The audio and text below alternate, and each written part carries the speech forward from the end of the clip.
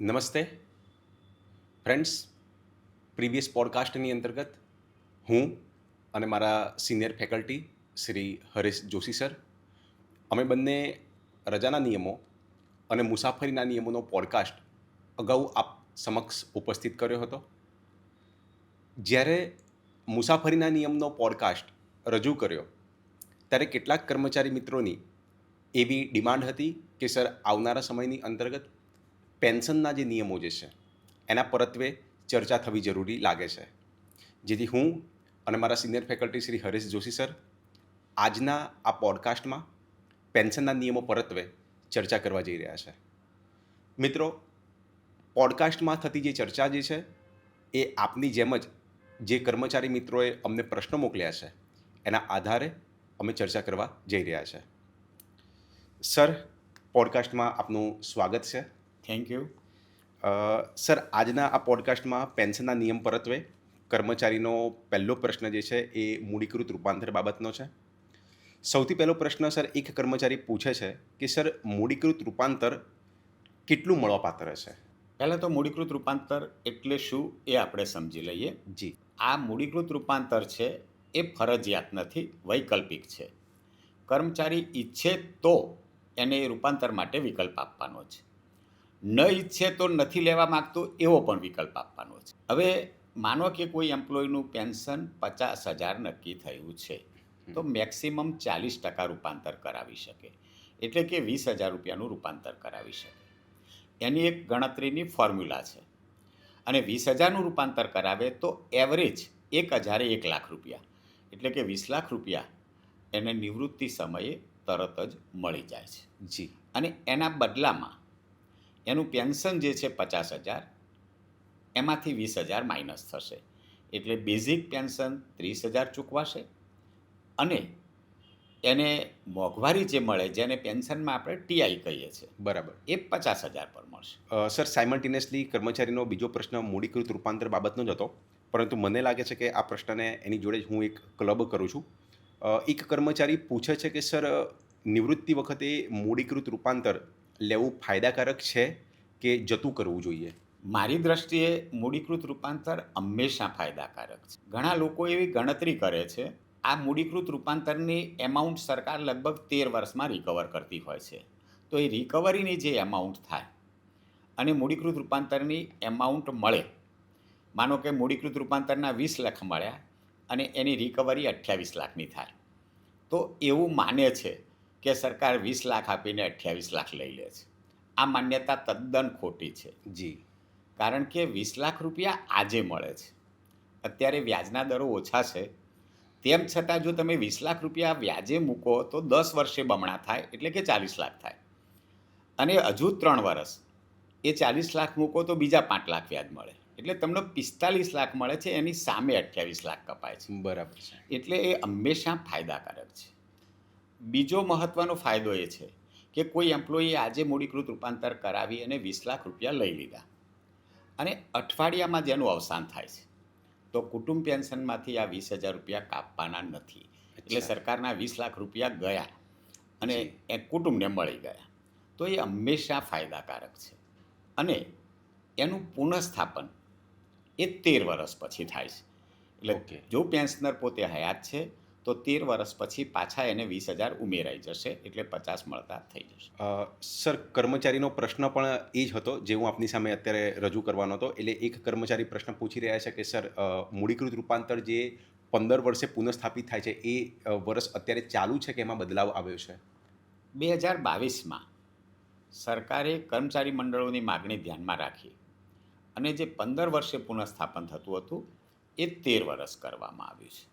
Sir, કર્મચારીનો એક આગળ પ્રશ્ન છે કે 5 વર્ષ ફિક્સ પગારમાં નોકરી કરતા હોય તેઓને શું પેન્શન વખતે 5 વર્ષની નોકરી ઓછી ગણાય છે અથવા તો ગ્રેજ્યુઇટી કપાય છે?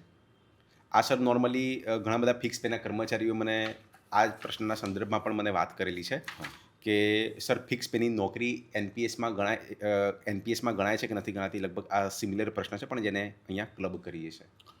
મિત્રો, ઘણા બધા મિત્રોનો એ પ્રશ્ન છે કે સરકારની ફિક્સ પેની નીતિ લગભગ 2000ની સાલથી આવી. ફિક્સ પેની 5 વર્ષની સેવા એ પેન્શન ગ્રેજ્યુટીના હેતુ માટે ગણાશે કે કેમ? 1-4-5થી નવી વર્ધિત પેન્શન સેવા આવી, એમાં ગ્રેજ્યુટી મળે છે, 1-4-5 પહેલાંની પેન્શન મળે છે. બંને કેસની વાત કરીએ તો આપણા ઓપીએસના જે રૂલ્સ છે 2002ના ઓલ્ડ પેન્શન સ્કીમના, એના રૂલ 25(1) અને એમાં અને એમાં એવી જોગવાઈ કરી છે કે કરાર આધારિત સેવાઓ એ બિન પેન્શન પાત્ર છે જી અને નિયત પગારની સેવાઓ એ બિન પેન્શન પાત્ર છે. અને હવે આ જે સેવાઓ છે 5 વર્ષની એ કરાર આધારિત છે બરાબર. અને એ પાછી ફિક્સ પેની છે, એટલે કે નિયત પગારની છે. એટલે ઓપીએસના બિન પેન્શન પાત્રના મુદ્દામાં જ લખ્યું છે કે આ પેન્શનના હેતુ માટે ગણાશે નહીં અને ગ્રેજ્યુટી એ પેન્શનનો એક ભાગ છે, એટલે બરાબર. ગ્રેજ્યુટી માટે પણ નહીં ગણાય. હવે એનપીએસના એમ્પ્લોયી છે જે, તો એનપીએસના રૂલ બહાર પડ્યા 15/3/24. બરાબર. એના રૂલ 42(1) એવું લખ્યું છે કે કરાર આધારિત સેવાઓ નહીં ગણાય અને વિશેષમાં એ સ્પષ્ટતા કરી છે કે જેનો એનપીએસનો ફાળો કપાતો હોય એ સેવા ગણાશે. હવે ફિક્સ પે દરમિયાન આપણે એનપીએસનો ફાળો કાપતા નથી, એટલે કપાવાનું શરૂ થાય ત્યારની એની સેવાઓ ગણાય છે. એટલે બંને કેસમાં ઓપીએસ હોય કે એનપીએસ હોય, કરાર આધારિત અને બાંધ્યા પગારની સેવાઓ અત્યારે તો ધ્યાનમાં લેવાતી નથી. જી સર, જ્યારે આ પેન્શનનો મુદ્દો મૂક્યો કે પેન્શન પરત્વે ચર્ચા કરવાના છે, એ સમયે ઘણા બધા જે ફિક્સ પેના કર્મચારી છે, ફૂલ પેના કર્મચારી છે, જે લોકો એનપીએસમાં છે, એમને એક એવી ડિમાન્ડ મૂકી હતી કે સર આવનારા સમયમાં એનપીએસની પણ વિસ્તૃત ચર્ચા કરજો, અમારે પણ એ સાંભળવી છે. એટલે ચોક્કસથી આવનારા સમયમાં જો ક્યાંક આપણે પોડકાસ્ટમાં સમય જો આપી શકીએ તો એનપીએસની ચર્ચા પણ આપણે ચોક્કસ કરીશું. એનપીએસના પણ કેટલાક મુદ્દાઓની ચર્ચા કરશું. આપ પ્રશ્નો મંગાવી રાખજો. જી સર, નેક્સ્ટ પ્રશ્ન એક કર્મચારી મિત્ર પૂછી રહ્યા છે કે મારી કુલ 23 વર્ષની નોકરી થઈ છે, જેમાં 5 વર્ષની નોકરી વિદ્યા સહાયક તરીકે ફિક્સ પેમાં હતી, તો હું સ્વૈચ્છિક નિવૃત્તિ લઈ શકું છું? મિત્રો, આમ તો આગળના પ્રશ્નમાં તમારો પ્રશ્ન આવી ગયો, કારણ કે સ્વૈચ્છિક નિવૃત્તિમાં ક્વોલિફાઈંગ સર્વિસ જોઈએ 20 વર્ષની. ક્વોલિફાઈંગ એટલે પેન્શન પાત્ર સેવા. હવે 23 વર્ષમાં 5 વર્ષ વિદ્યા સહાયકના એ ફિક્સ પેના છે, એ બરાબર. ક્વોલિફાઈંગ સર્વિસમાં ગણાતા નથી. એટલે 23 વર્ષમાંથી 5 વર્ષ બાદ કરીએ તો તમારી નોકરી 18 વર્ષની થઈ જાય છે રાઈટ. અને સ્વૈચ્છિક નિવૃત્તિ લેવા 20 વર્ષ નોકરી જોઈએ. એટલે અત્યારે તો તમે સ્વૈચ્છિક નિવૃત્તિ લઈ ન શકો. તમે વધુ 2 વર્ષ નોકરી કરીને 20 વર્ષની પૂર્ણ કરો, પછી જ સ્વૈચ્છિક નિવૃત્તિ લઈ શકો. સર, વીઆરએસને લગતો જ એક પ્રશ્ન એક અન્ય કર્મચારી પૂછી રહ્યા છે કે સર વીઆરએસના કિસ્સાની અંતર્ગત પેન્શન મળવાપાત્ર છે? ઓલ્ડ પેન્શન સ્કીમમાં તો વીઆરએસની સ્કીમ જ છે, એટલે જી. વીઆરએસમાં એને પેન્શન મળવા પાત્ર છે, નોકરીના આધારે બરાબર. અને પગારના આધારે પેન્શન મળતું હોય છે. વાત કરીએ છીએ એનપીએસની, જી. તો એનપીએસમાં તો પેન્શન છે જ નહીં, બરાબર. એના ફાળાની કપાતનું વળતર પેન્શન સ્વરૂપે ચૂકવાયા કરશે. એની એક આખી એક્ઝિટ પોલિસી છે. જી. એ આપણે જ્યારે એનપીએસનો પોડકાસ્ટ કરશું ત્યારે વિગતે ચર્ચા કરશું. અને એનપીએસના એમ્પ્લોયી જો વોલન્ટરી રિટાયરમેન્ટ લે છે તો એને ગ્રેજ્યુટી, રજા રોકડ રૂપાંતર, જૂથ વીમાનું બચત ફાળો એ બધા જ લાભો મળવાપાત્ર છે. બરાબર છે. અને સર એમને પેન્શનની જે શરૂઆત જે છે એ નોર્મલી 58 વર્ષે જ કરવાની છે. હા, 58 વર્ષે. રાઈટ. એટલે જો સપોઝ કે એ 40 વર્ષે 40 નહીં, પરંતુ માનો કે 55 વર્ષે વીઆરએસ લઈ લે છે, હા. તો 55 વર્ષે પેન્શનની શરૂઆત ન કરતા એમને જ્યારે 58 વર્ષે નિવૃત્ત થતા હોય હા, ત્યારે એ સમયે જ આપણે પેન્શનની શરૂઆત કરવાની છે. સર, આગળ એક વધુ પ્રશ્ન છે. પેન્શન નિયમોમાં નિયમ 23 અને નિયમ 24 એમ બંનેમાં પેન્શન અટકાવવાની જોગવાઈ કરવામાં આવેલી છે. હવે નિયમ 24માં નોકરી દરમિયાન શરૂ થયેલ ખાતાકીય તપાસમાં કે નિવૃત્તિ બાદ પરંતુ બનાવની તારીખથી 4 વર્ષની સમયમર્યાદામાં શરૂ કરેલ ખાતાકીય તપાસમાં પેન્શન કાપ કરવાની જોગવાઈ કરેલી છે. પરંતુ નિયમ 23 હેઠળ ગંભીર ગુના કે ગંભીર ગેરવર્તણૂકમાં દોષિત ઠરેલો નિવૃત્ત કર્મચારી સામે તેની નિવૃત્તિનો ગમે તેટલો સમય થઈ ગયેલું હોય તો પણ ખાતાકીય તપાસ કરી શકાય કે કેમ? અને વધુમાં એક સબ ક્વેશ્ચન્સ એ પૂછે છે કે કોઈ નિવૃત્ત કર્મચારી કોઈ અંગત બાબતોને લઈને કોઈ ફોજદારી ગુનો દાખલ થયેલો હોય તો પણ નિયમ 23 હેઠળ એના વિરુદ્ધમાં કાર્યવાહી કરવાની છે કે નથી? એમ હા મિત્રો, એ તમે નિયમ 23 અને 24 બંને સમજવા માગો છો. નિયમ 23 નિવૃત્તિ પછી કર્મચારીની ચાલચલગત અને વર્તણૂક સારી રહેશે એવી સરકાર અપેક્ષા રાખે છે જી. અને એ શરતે એનું પેન્શન મંજૂર કરવામાં આવે છે. હવે નિવૃત્તિ પછી તો એને શિસ્ત અપીલના નિયમો લાગુ નથી પડતા, એટલે એની સામાન્ય જે બિહેવિયર ગવર્મેન્ટ એમ્પ્લોયીનું હોવું જોઈએ એવી અપેક્ષા નથી રાખતી. પણ 23માં એવું લખ્યું કે એ ગંભીર ગુના બદલ દોષિત જણાય દો. હવે અહીં પ્રશ્ન એ ઊભો થાય કે ગંભીર ગુનો કોને ગણવો અને દોષિત જણાય એટલે કાયદાની કોઈ કોર્ટે એને દોષિત જાહેર કરીને સજા કરી હોય એવા કિસ્સાની અંદર એનું નિવૃત્તિ પછી ગમે ત્યારે પેન્શન બંધ કરી શકાય, કોઈ સમય મર્યાદા નથી. 80 વર્ષે પણ એ ગંભીર ગુનો કરે છે તો એનું પેન્શન બંધ પણ કરાવી શકાય, ગુનાની ગંભીરતા ધ્યાને લઈને ઘટાડી પણ શકાય. પ્રશ્ન એમનો એવો છે કે ગંભીર ગુનો એટલે કોઈની સામે ફોજદારી કેસ છે તો એ ગંભીર ગુનો ગણાય કે કેમ? તો મિત્રો, અહીં બહુ સ્પષ્ટ કર્યું છે કે 1923નો ગુપ્ત બાબતોનો અધિનિયમ છે અને એમાં જે ગંભીર ગુનાની વ્યાખ્યા કરી છે એવા ગુના હોય તો જ ઘટાડી શકાશે. બરાબર. હવે 1923ના ગુપ્ત બાબતોનો જે અધિનિયમ છે એમાં ગંભીર ગુનો એને એવો કયો છે કે રાષ્ટ્રીય હિતને નુકસાન કરે, જાહેર હિતને નુકસાન કરે એવો કોઈ ગુનો કર્યો છે. માનો કે સરકારની કોઈ ગુપ્ત બાબત હતી, કોઈ સંરક્ષણ મંત્રાલયમાં કાર્ય કરતા હતા અને નિવૃત્તિ પછી સરકારની ગુપ્ત બાબતો વિદેશના નાગરિકીને આપે, સરકારની ગુપ્ત બાબતો જાહેર પ્રજાને આપી દે, સરકારના નકશા કે સરકારના ચિત્રો જે ગુપ્ત છે જેના પર સરકારને રાષ્ટ્રીય હિત જોખમાં એવું છે એવું એ જાહેર કરી દે તો એ તો ગંભીર ગુનો છે જ. બરાબર. હવે બીજા સામાન્ય ગંભીર ગુના કે ફોજદારી કેસ ચાલે છે કે બીજી કોઈ તપાસ ચાલે છે તો એ પેન્શન ઘટાડવા માટે મારી દ્રષ્ટિએ ગંભીર ગુનો નથી બનતો. પણ કોઈ જાહેર હિતને નુકસાન કર્યો હોય એવો કોઈ ગુનો કર્યો હોય તો સરકાર આ બાબતે એનું પેન્શન ઘટાડવા વિચારણા કરી શકે. હવે નિયમ 24ની વાત કરીએ. જી. તો 24માં એવું કહ્યું છે કે નિવૃત્તિ સુધી એની સામે કોઈ ખાતાકીય તપાસ બાકી નથી કે એની સામે કોઈ આક્ષેપ નહોતા અને નિવૃત્ત થઈ ગયા અને એમનું પેન્શન મંજૂર થઈ ગયું છે. હવે નિવૃત્તિ પછી ધ્યાન પર આવે છે કે નોકરીમાં હતા ત્યારે કોઈ ભૂલ કરી હતી. બરાબર. અને એ ભૂલ એવી હતી કે સરકારને નુકસાન પહોંચ્યું હતું. તો એવા કિસ્સામાં સરકાર એનું પેન્શન ઘટાડી શકે, બંધ કરી શકે. પરંતુ એમાં એક સમય મર્યાદા મૂકી કે ઘટના જે તારીખે બની છે એ તારીખમાં 4 વર્ષ ઉમેરવાના છે. અને જો એ 4 વર્ષ ઉમેરતા સમય વીતી ગયો છે અને પછી ધ્યાન પર આવ્યું છે, સરકાર કશું જ ના કરી શકે. એક ઉદાહરણથી સમજીએ કે કોઈ વ્યક્તિ માનો કે ડિસેમ્બર 25માં નિવૃત્ત થયા છે. બરાબર. અત્યારે માર્ચ 26માં ધ્યાન પર આવે છે કે એને 2022માં કોઈ ભૂલ કરી હતી. બરાબર છે. અને 2022ના જૂનમાં કોઈ ભૂલ કરી હતી. તો જૂન 22માં 4 વર્ષ ઉમેરીએ તો જૂન 26 આવશે. અત્યારે માર્ચ 26માં ધ્યાન પર આવ્યું એટલે 4 વર્ષ પૂરા થયા નથી તો સરકાર એને એક્શન લઈ શકે. પણ જો એ ઘટના 2020ની હોય તો એમાં 4 ઉમેરીએ તો 24, તો અત્યારે 26 ચાલે છે તો હવે સરકાર કશું ના કરી શકે. એટલે બંનેમાં ભેદ શું છે? નિવૃત્તિ પછી ગંભીર ગુનામાં દોષિત જણાયા હોય તો કોઈ પણ સમય મર્યાદા ધ્યાને લીધા સિવાય સરકાર એનું પેન્શન ઘટાડવાનો નિર્ણય કરી શકે.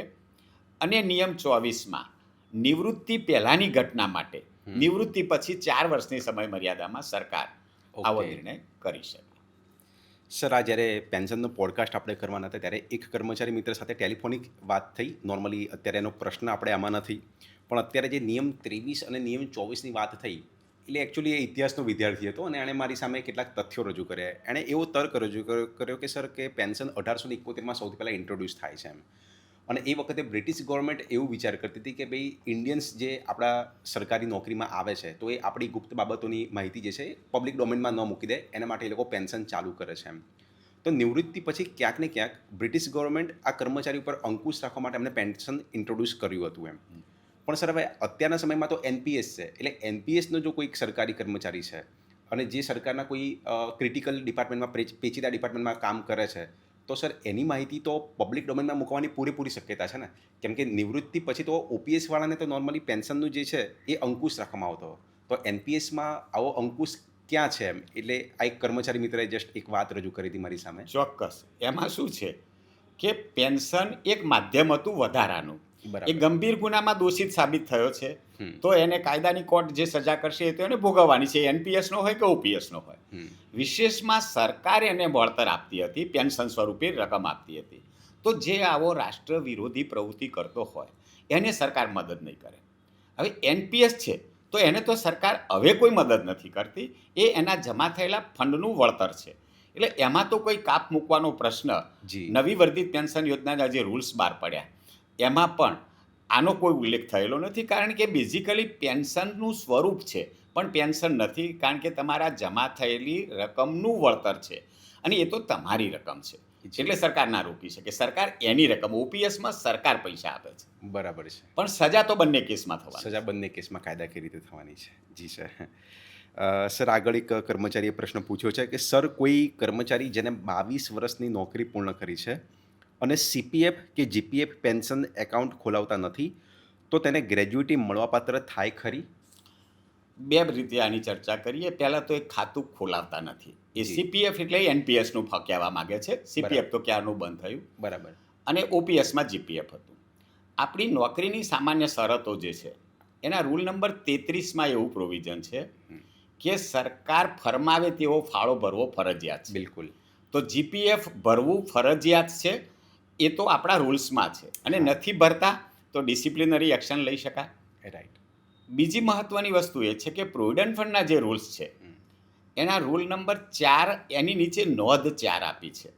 એ નોંધ 4માં એવું લખ્યું છે કે કચેરીના વડાની જવાબદારી છે કે એની કચેરીમાં જેની 1 વર્ષથી વધુ નોકરી થઈ છે એ બધાના જીપીએફ એકાઉન્ટ ખોલ્યા છે કે કેમ એ Okay. જોવાની જવાબદારી કચેરીના કચેરીના વડાની. વડાની. હવે નથી ખોલ્યું અને પેલો વિકલ્પ પણ નથી આપતો, ખોલવાનું ફોર્મ પણ નથી આપતો, તો શિસ્ત વિષયક પગલાં લઈ શકાય. બરાબર.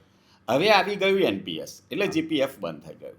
તો એનપીએસના રૂલ 42માં એવી જોગવાઈ કરી છે કે જે એનપીએસનો સભ્ય નહીં હોય તો એને ગ્રેજ્યુટી મળવા પાત્ર નથી. એટલે એ ખોલાવશે નહીં તો એને ગ્રેજ્યુટી નહીં મળે. રાઈટ. બરાબર. એનપીએસનું એકાઉન્ટ નહીં ખોલાવે તો એને ગ્રેજ્યુટી કે એનપીએસના રૂલ મુજબ મળતા કોઈ લાભો એને મળવાપાત્ર થતા નથી. ફંડામેન્ટલ વાત એ છે કે ખોલાવવું ફરજિયાત છે. નોકરીની સામાન્ય શરતો રૂલ 33 કહે છે, અને એ જવાબદારી કચેરીના વડાની છે. નથી બરાબર. ખોલાવતા તો ડિસિપ્લિનરી એક્શન લેવાના થાય. એટલે અલ્ટિમેટલી સર ચોક્કસથી ખાતું ખોલાવવું જ પડશે. હા. ચલો સર, અહીંયા એક બીજો એક પ્રશ્ન એક કર્મચારી મિત્રોનો છે. હેલો સર, આઈ એમ જુનિયર ક્લાર્ક. અમારા ઓફિસમાં એક મદદનીશ ઇજનેર વર્ગ 2 છે જે 31/8/2026 નિવૃત્ત થઈ રહ્યા છે. તેઓ 20 વર્ષ ક્લાર્કની નોકરી કર્યા બાદ 2010માં જીપીએસસીના થ્રુ મદદનીશ ઇજનેરમાં લાગ્યા છે. તેઓને જીપીએસસીએ ગેરકાયદેસર ભરતી ઠેરવીને 2014માં છૂટા થવાનો આદેશ આપેલ છે અને સામે તેઓએ હાઈકોર્ટમાં એસસીએ પણ દાખલ કરેલ છે, જેમાં એ જીતી ગયા છે.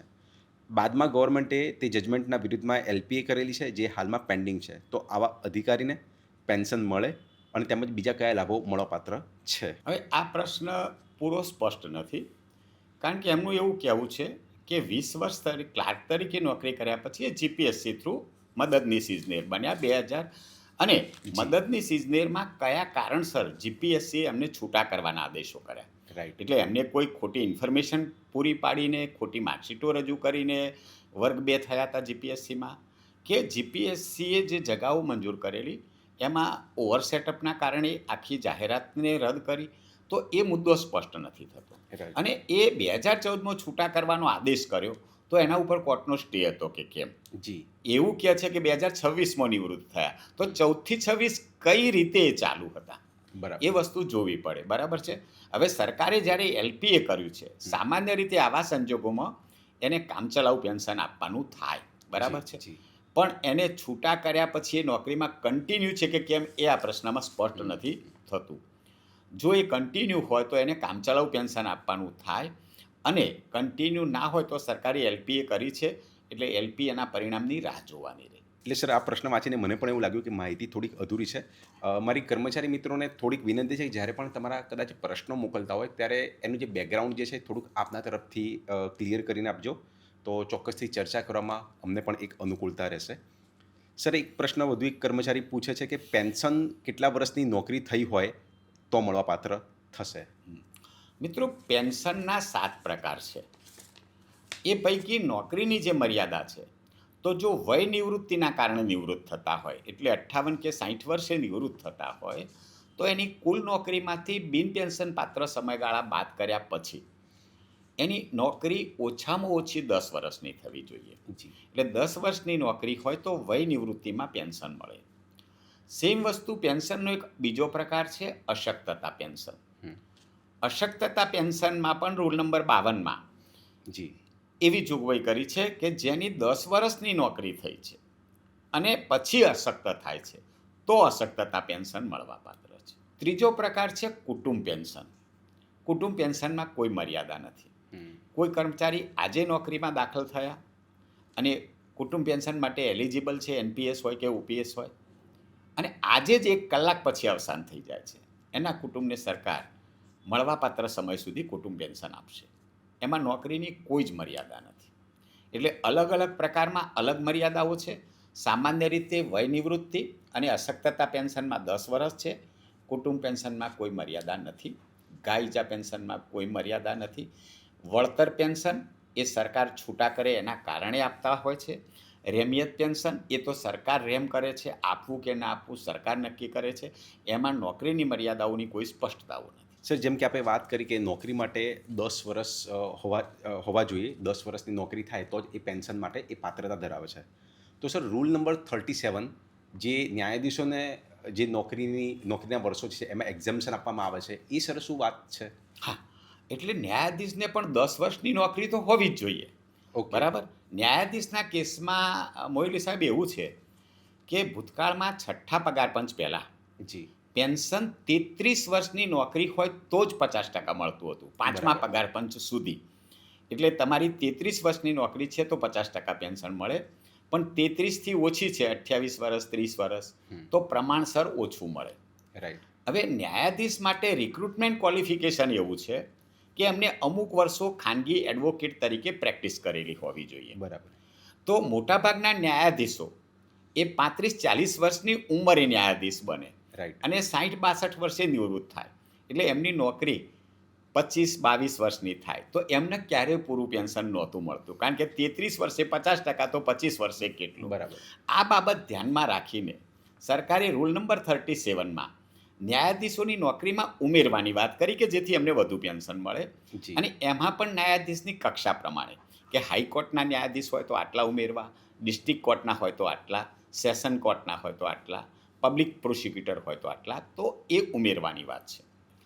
સાથે સાથે વધુ એક સ્પષ્ટતા કરી લઉં કે રૂલ નંબર 38માં ઓકે.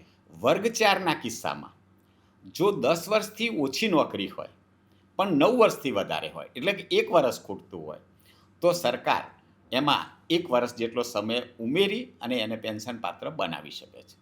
તો ન્યાયાધીશના કેસમાં ખૂટતી નોકરી એટલે 10 વર્ષની તો મિનિમમ જોશે જ, પણ જે વધારાની નોકરી ઉમેરવાની છે એ ગ્રેજ્યુટી અને પેન્શનમાં લાભ આપવા માટે ઉમેરવાની છે. બરાબર છે. અને સર, આ એક્ઝેમ્પશન ફક્ત ને ફક્ત ન્યાયાધીશોને જ ન્યાયાધીશ આપવામાં પૂરતું જ છે. ઓકે. અને વર્ગ 4ના કર્મચારીને જે 1 વર્ષનું આપણે એક્ઝેમ્પશન આપે છે એ ફક્ત એમના કિસ્સામાં ફક્ત વર્ગ 4 પૂરતું. વર્ગ 4માં છે. Okay sir. સર, એક કર્મચારી વધુ પૂછી રહ્યા છે કે સર, મૂડીકૃત રૂપાંતર 40% જ હોય કે અલગ હોય છે? હા, મૂડીકૃત રૂપાંતર જે છે એની મહત્તમ મર્યાદા 40% છે. રાઈટ. એટલે અલગ હોય છે એવું નહીં, પણ તમે 40%થી વધારે રૂપાંતર ના કરાવી શકો. બરાબર. હવે કોઈ કર્મચારી એવું કહે છે કે મને કેશ ઓન હેન્ડ વધારે આવવી જોઈએ અને મારે 30% રૂપાંતર કરાવવું છે, તો એ 30% કરાવી શકે, 25% કરાવી શકે, પણ 40%થી વધુ નહીં. અચ્છા, એટલે ઓછું કરાવી શકાય છે? હા, ઓછું કરાવી શકાય. ઓકે. તો એને રકમ ઓછી મળશે. જી. જેમ ઓછી પર્સન્ટેજ ઓછા હશે, તો માનો કે 20,000નું કરાવે છે તો 20 લાખ રૂપિયા મળશે, પણ 15,000નું કરાવે છે તો 15 લાખ રૂપિયા મળશે.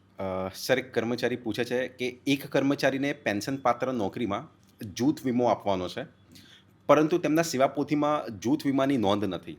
વધુમાં મૂળ કચેરી કચ્છ ખાતે હોય, ભૂકંપમાં તેમના બધા જ દસ્તાવેજો નષ્ટ થઈ ચૂકેલા છે, જેની કમિટીએ રિપોર્ટ આપેલો છે. તો આવા કેસમાં જૂથ વીમા અંગેનું ચૂકવણું કેવી રીતે કરવાનું થશે? મિત્રો, જૂથ વીમા માટે એ શબ્દ જ છે જૂથ વીમો, એટલે જૂથમાં એનો હિસાબ રહે છે. ઇન્ડિવિડ્યુઅલ તમારો કોઈ પોલિસી નંબર નથી.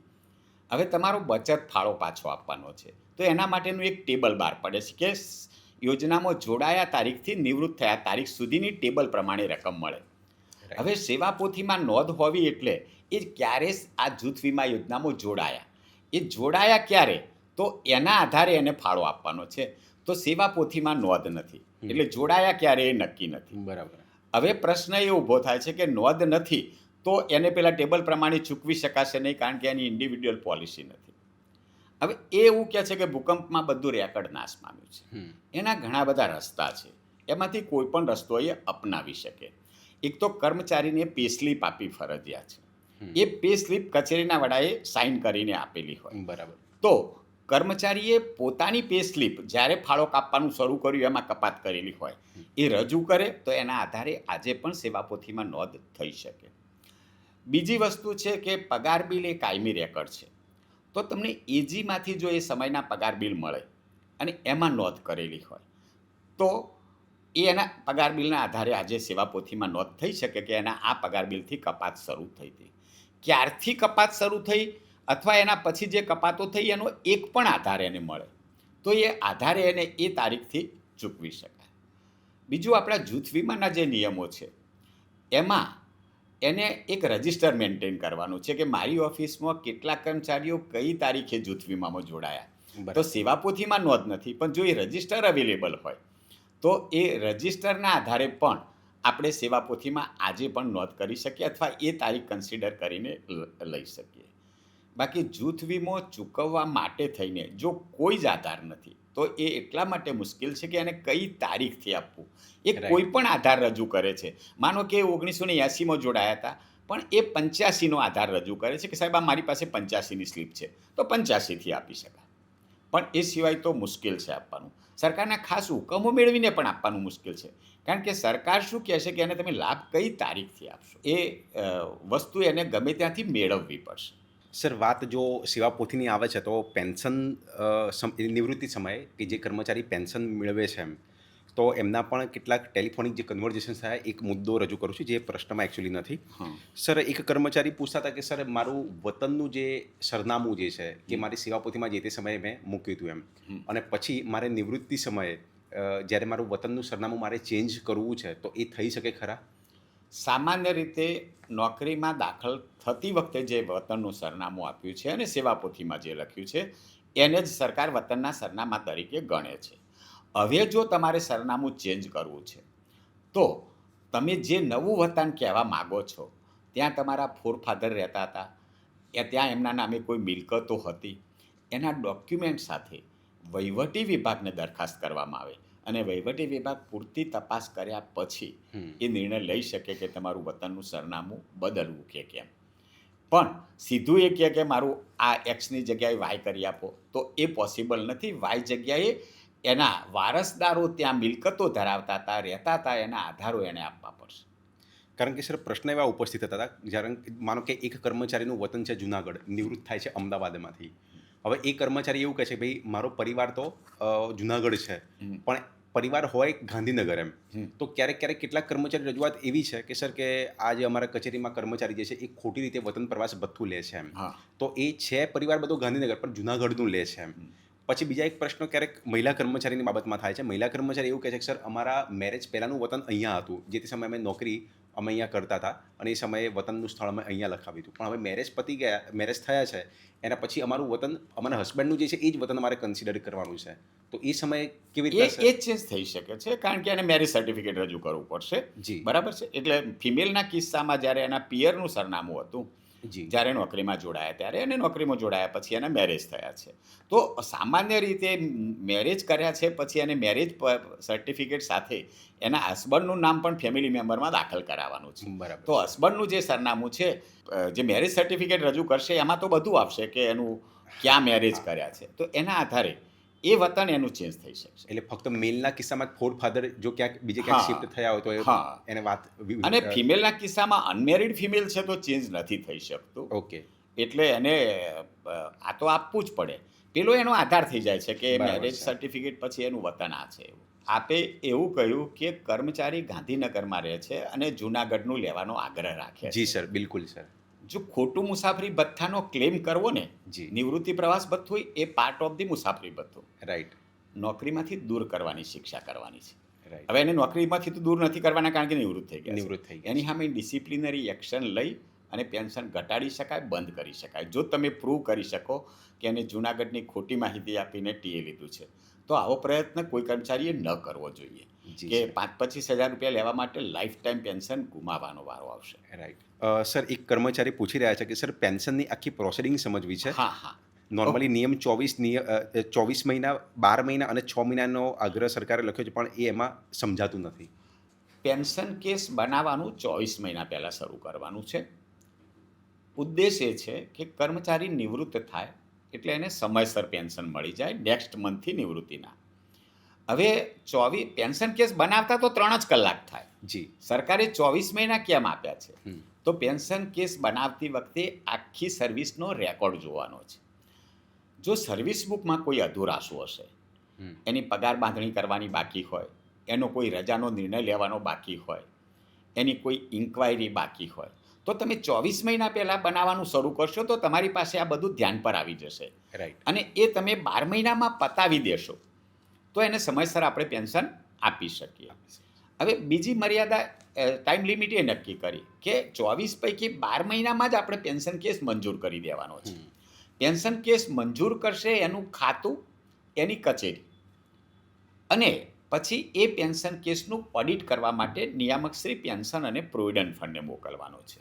તો નિયામકશ્રી પેન્શન પ્રોવિડન્ટ ફંડની કચેરીમાં આખા રાજ્યના કેસો આવે છે. બરાબર. તો તમે 12 મહિના પહેલાં મોકલો છો તો એને પૂરતો સમય મળી રહે ચકાસણી કરવાનો, અને ચકાસણીમાં કોઈ વાંધા હોય, પૂરતા કરવાની હોય તો એ પરત આવે ને પરત કરી શકાય. તો એ 12 મહિના નિયામક પેન્શન પ્રોવિડન્ટ ફંડને આપવામાં આવે છે. 12 મહિના પણ નહીં, નિયામક પેન્શન પ્રોવિડન્ટ ફંડને 6 માસ જ આપવામાં આવે છે કે એના 6 માસ બાકી હોય નિવૃત્તિના, એ પહેલાં એનું પેન્શન કેસ ફાઇનલ કરી અને એના ચૂકવણીનો આદેશ, જેને આપણે પીપીઓ કહીએ છીએ, પેન્શન પેમેન્ટ ઓર્ડર, એ નિવૃત્ત કર્મચારીના રહેઠાણના સરનામે મોકલી આપવાનો છે. તો પ્રોસેસ શું છે? તો પેન્શન પેપર્સ તૈયાર કરવાના છે, જી. મંજૂર કરવાના છે, નિયામક પેન્શન પ્રોવિડન્ટ ફંડ પાસે ઓડિટ કરાવી અને એનો પીપીઓ ટાઈમલી ઇસ્યુ થઈ જાય એ જોવાનું રહેશે. સર, તો આ બધા જ સમયગાળાની અંતર્ગત કર્મચારી સામે માનો કે કોઈ ઇન્ક્વાયરી ચાલુ થઈ ગઈ અથવા તો કોઈ નાણાકીય ઉચાપત કાં તો કોઈ ઇન્ક્રીમેન્ટ આપણે વધારે આપી દીધો, કારણ કે આપણે તો નોર્મલી પેન્શનના પેપર્સ છે એ બધા મોકલાવી દીધા છે, તો વચ્ચે એની પ્રોસિડિંગ આપણે કેવી રીતના પરિપૂર્ણ કરીશું? હા, હવે પ્રશ્ન એ છે કે એ નિવૃત્તિના 12 માસ બાકી છે, એ પહેલાં આપણે એનો પેન્શન કેસ મંજૂર કરીને નિયામક પેન્શન પ્રોવિડન્ટ ફંડને ઓડિટમાં મોકલી દીધો છે. જી. હજુ નોકરીના 12 માસ બાકી છે. એ દરમિયાન આપણા ધ્યાન પર આવે છે કે એની કોઈ તપાસ કરવાની થાય છે, જી. એનું કોઈ લેણું બાકી છે. હવે આપણે તો પેન્શન કેસ મંજૂર કરી દીધો છે, માનો કે નિયામક પેન્શન પ્રોવિડન્ટ ફંડે ઓથોરાઇઝ કરીને એના ઘરે પણ મોકલી દીધો છે અને હજુ 6 મહિના નોકરીના બાકી છે. જી. તો એના માટે સરકારે અલગ વિકલ્પો રાખેલા છે. પહેલાં તો આપણે 12 માસ પહેલાં એનો પેન્શન કેસ મંજૂર કર્યો ત્યારે જોડાણ 7માં એક પ્રમાણપત્ર આપવાનું છે. જી. કે આ કર્મચારી સામે આજની તારીખે કોઈ ખાતાકીય તપાસ બાકી નથી. ઓકે. અને બીજું પ્રમાણપત્ર આપવાનું છે કે આ કર્મચારી સામે આજની તારીખે કોઈ લેણું બાકી નથી. ઓકે. એ પ્રમાણપત્ર આપ્યું છે આજની તારીખે, એટલે 12 મહિના પહેલાંનું, 12 મહિનાનો સમય બાકાત રાખ્યો છે. હવે છેલ્લા 12 મહિનામાં આ વસ્તુઓ ધ્યાન પર આવે છે. તો કર્મચારી નિવૃત્ત થાય ત્યારે એને નિવૃત્તિના છેલ્લા દિવસે નો ઇવેન્ટ સર્ટિફિકેટ આપવાનું છે. કોઈ ઘટના બની નથી તેનું પ્રમાણપત્ર, જેને આપણે ફોર્મ નંબર 22 તરીકે પેન્શનની ભાષામાં ઓળખીએ છીએ. જી. હવે જો છેલ્લા 12 મહિનામાં કોઈ આવો ઇવેન્ટ ધ્યાન પર આવ્યો છે તો નિવૃત્તિના છેલ્લા દિવસે નો ઇવેન્ટ સર્ટિફિકેટ આપવાનું નથી. હવે નો ઇવેન્ટ સર્ટિફિકેટ તમે નથી આપતા તો જ્યારે ટ્રેઝરીમાં એ ફર્સ્ટ પેમેન્ટ લેવા જશે ત્યારે ટ્રેઝરી પહેલાં એની પાસે ફોર્મ નંબર 22 એટલે કે નો ઇવેન્ટ સર્ટિફિકેટ માગશે, અને એ નથી આપ્યું તો ચૂકવણું શરૂ થશે નહીં. હવે એના પેન્શન કેસ સ્ટોપ કરાવી, પાછા મંગાવી, રદ કરી કામચલાઉ પેન્શન મંજૂર કરવાનું રહેશે. એટલે છેલ્લા 12 મહિના દરમિયાન ધ્યાન પર આવ્યું હોય તો પણ. બીજો પ્રશ્ન થાય લેણાનો, કે વસૂલાત ધ્યાન. પહેલામાં તો નો ઇવેન્ટ એટલે કે એની સામે કોઈ ખાતાકીય તપાસ ધ્યાન પર આવી નથી એવું પ્રમાણપત્ર આપવાનું છે. એ તો ઓકે થઈ ગયું છે ને આપણે આપી દીધું, પણ લેણું પાછળથી ધ્યાન પર આવ્યું કે એની તો કોઈ વસૂલાત બાકી હતી. તો નિવૃત્તિના છેલ્લા દિવસે આપણે એને લાસ્ટ પે સર્ટિફિકેટ આપીએ છીએ, જેને આપણે એલપીસી તરીકે સરકારી ભાષામાં ઓળખીએ છીએ. એ એલપીસીમાં આપણે બતાવી દેવાનું છે કે એના 50,000 લાખ રૂપિયા વસૂલ કરવાના બાકી છે. તો ટ્રેઝરીને આપણે કહીએ છીએ કે આ સદરે આટલા પૈસા ગ્રેજ્યુટીમાંથી, મૂડીકૃત રૂપાંતરમાંથી કાપી લઈને જમા કરાવી દેવા. બરાબર. એટલે એને ચૂકવણું થાય એ પહેલાં પૈસા ત્યાં વસૂલ થઈ રાઈટ. હા, તો છેલ્લા દિવસોમાં ધ્યાન પર આવે છે એડવાન્સમાં પેન્શન કેસ મંજૂર કરીએ છીએ, તો એના માટે ફોર્મ નંબર 22 અને એલપીસી એ બંને વસ્તુ આપણી પાસે છે કે જેને આપણે અટકાવી શકીએ. સર, આપની વાત સાંભળીને વચ્ચે મધ્યાંતરે એક વર્ગ બેના અધિકારી સાથે મારી વાત થઈ. અત્યારે તો એ નિવૃત્ત થઈ ગયા, પણ એમણે જે તે સમયે વાહન પેશકી લીધી હતી. વાહન પેશકી લીધી હતી અને એ વખતે એમણે એનઓસી કંઈક સબમિટ પેન્શન પેપર્સમાં કરાવી નથી એમ, અને એમનો પેન્શન કેસ રિજેક્ટ થયો. તો સર, વાહન પેશકી એટલે એનઓસી સબમિટ ના કરાવી એટલે એમની વાહન પેશકી સરકારી ચોપડે બાકી છે એવું આપણે સમજીએ. હા. તો પછી સર ગ્રેજ્યુટીમાંથી રિકવરી કરવી જોઈએ ને? હા. એટલે એ લોકોએ પેન્શન કેસને રિજેક્ટ કર્યો અને એ લોકોએ પૂર્તતા કરવા કહ્યું કે જો તમારું આ પૂરું થઈ ગયું હોય તો તમે નોર્મલી તમારી એનઓસી અહીંયા સબમિટ કરાવો એમ. તો એવી રીતના પણ સર એ લોકો પૂર્તતા માટે પાછી મોકલી શકે છે? હા, ચોક્કસ.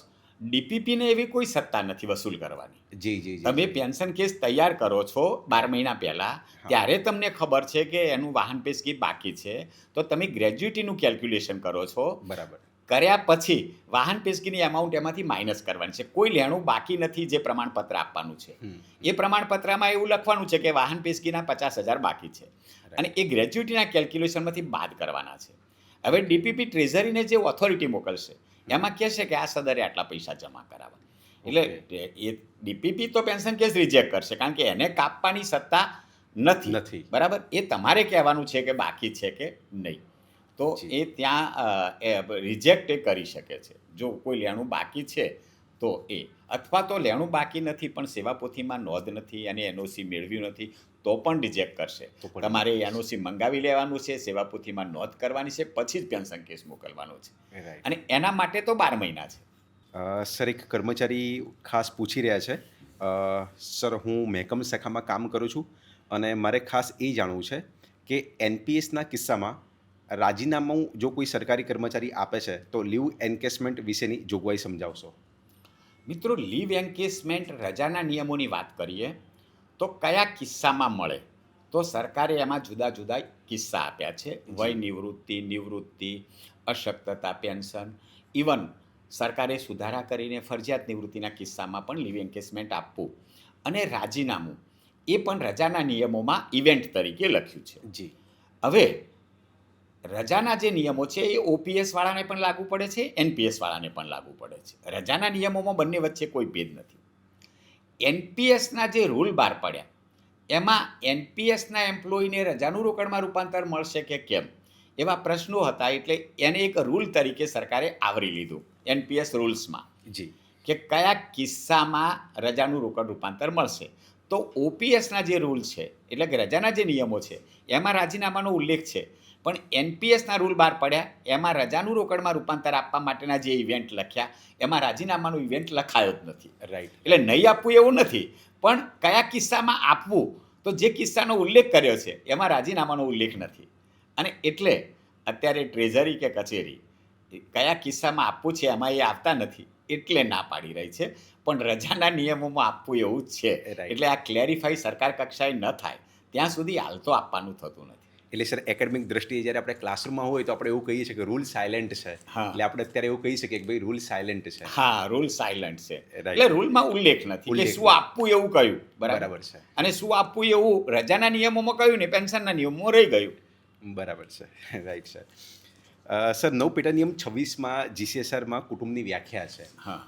સર, જો પેન્શનની ચર્ચા કરીએ છીએ એટલે એક બે કર્મચારી મિત્રોએ એ પણ પ્રશ્ન ઉપાડ્યો કે સર, એમાં જે રકમ જે છે પેન્શનની, તો એ 3,500 ગણવાની છે કે આપણે 500 રૂપિયા ગણવાની છે, અને 500 રૂપિયા કયા કિસ્સામાં ગણવાની છે અને 3,500 કયા કિસ્સામાં ગણવાની છે? મિત્રો, આધારિતની જે વ્યાખ્યા છે એમાં ઓવરઓલ આધારિત માટે સરકારે 500 રૂપિયાની આવક માસિક સરેરાશ એટલે કે વર્ષે તમે 6,000 રૂપિયા કમાઓ છો તો તમે કોઈના પર આધારિત નથી, એ વ્યાખ્યા છે. હવે આપણું 6ઠ્ઠું પગાર પંચ જાહેર થયું ત્યારે એમાં કુટુંબ પેન્શન મેળવવા માટે કોણ આધારિત ગણાશે? તો કુટુંબ પેન્શન મેળવવા માટે 3500 રૂપિયા. 6ઠ્ઠા પગાર પંચમાં લઘુત્તમ પેન્શન 3500 રૂપિયા હતું, તો 6ઠ્ઠા પગાર પંચમાં કુટુંબ પેન્શનની પાત્રતા માટે 3500 રૂપિયા છે કે કોઈનો દીકરો મહિને 3,000 કમાય છે અને એના મધર ફાધર અવસાન પામ્યા છે તો એને કુટુંબ પેન્શન એના ફાધર કે મધરનું મળશે. બરાબર? પણ જો અન્ય કોઈ લાભો લેવા છે તો 500થી વધારે કમાય છે એટલે અન્ય લાભ એને મળવા પાત્ર થતા નથી. તો કુટુંબ પેન્શનની વાત છે ત્યાં સુધી એ મર્યાદા 3500 છે અને 7મા પગાર પંચમાં એ મર્યાદા સુધારવામાં આવી નથી. 6ઠ્ઠા પગાર પંચમાં 3500 કરેલી હતી.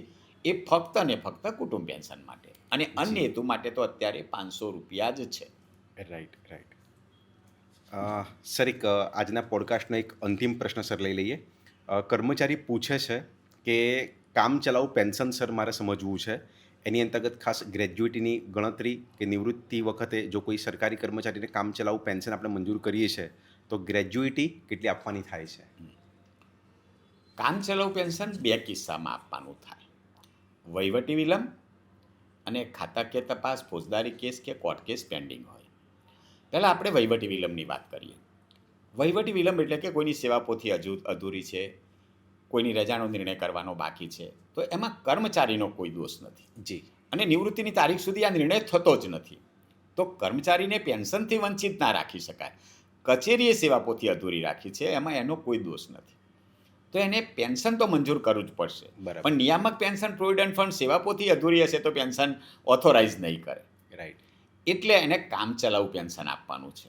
અને કામચલાઉ પેન્શન જેટલું જ પૂરેપૂરું, એટલે એના છેલ્લા પગારના કે પેન્શન પાત્ર પગારના 50% પૂરેપૂરું કામચલાઉ પેન્શન મંજૂર કરવાનું છે.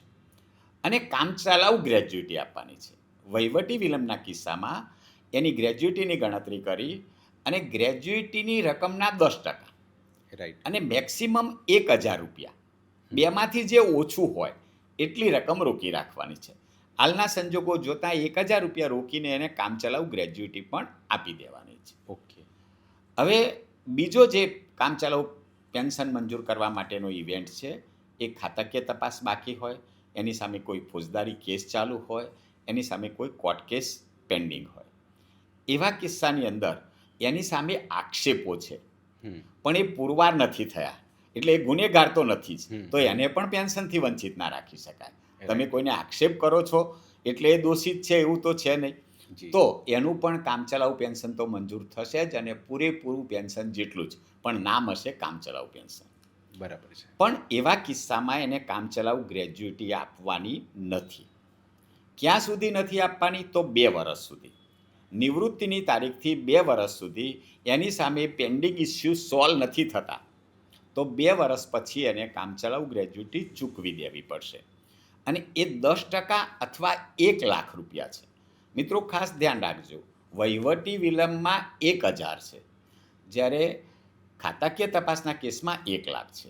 એ આપણા GCSR પેન્શન રૂલ્સ છે 2002ના, એમાં ખાતાકીય તપાસમાં રોકવાની રકમ હતી 15000. જી. એ 6ઠ્ઠા પગાર પંચમાં સુધારીને સરકારે કરી 50000. રાઈટ. અને 7મા પગાર પંચ મુજબ એ 1 લાખ રૂપિયા રોકી રાખવાના છે. એટલે કામચલાઉ ગ્રેજ્યુઇટી 2 વર્ષ પછી મળશે, અને 2 વર્ષ પછી એને 1 લાખ રૂપિયા રોકી અને એ ગ્રેજ્યુઇટી આપી શકશે. સર, એમાં કોઈ બાયફર્ગેશન છે કે ચાર્જશીટ આપવાની પહેલાં અને ચાર્જશીટ આપવાની પછી? હા, એવું બાયફર્ગેશન પુસ્તકમાં આપેલું છે GCSR રૂલ્સમાં, જી. કે ચાર્જશીટ ઇસ્યુ થઈ ગયું હોય તો તમે એની સામે તપાસ ચાલુ છે એવું કહી શકશો, પણ ચાર્જશીટ ઇસ્યુ ના થઈ હોય તો ના કહી શકો. એમાં સરકારે સુધારો કર્યો છે મારા ખ્યાલથી 2007માં, જી. કે ફાઇલ પર નિર્ણય લેવાઈ ગયો છે, કારણ ઘણીવાર ચાર્જશીટ તૈયાર કરવાની પ્રોસેસમાં સમય જતો હોય છે. બરાબર. અને મીનવાઇલ માણસ નિવૃત્ત થઈ ગયો છે, એટલે નિવૃત્તિ પછી ચાર્જશીટ આપી શકાતું નથી, રાજ્યપાલની મંજૂરી લેવી પડે. બરાબર. તો ફાઇલ પર નિર્ણય થઈ ગયો છે હા. કે એને આપણે ખાતાકીય તપાસ પેન્ડિંગ છે, તો પણ એને કામચલાઉ ગ્રેજ્યુઇટી અને કામચલાઉ પેન્શન આપવાનું થાય છે. એવો સુધારો સરકારે 2007માં બહાર પાડ્યો છે. જી, ખૂબ ખૂબ આભાર સર.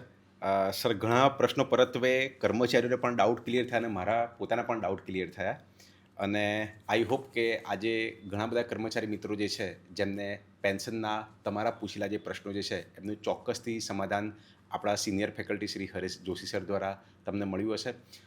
મિત્રો, આ પોડકાસ્ટ આપને કેવો લાગ્યો એના રિવ્યૂ કોમેન્ટ બોક્સમાં ચોક્કસથી જણાવજો, અને આવનારો જે પોડકાસ્ટ જે છે એ કયા વિષય પરત્વે અમે લઈ આવવાના છે એની પણ ચોક્કસથી જાણ અમે આપ સૌને વહેલામાં વહેલી તકે કરીશું.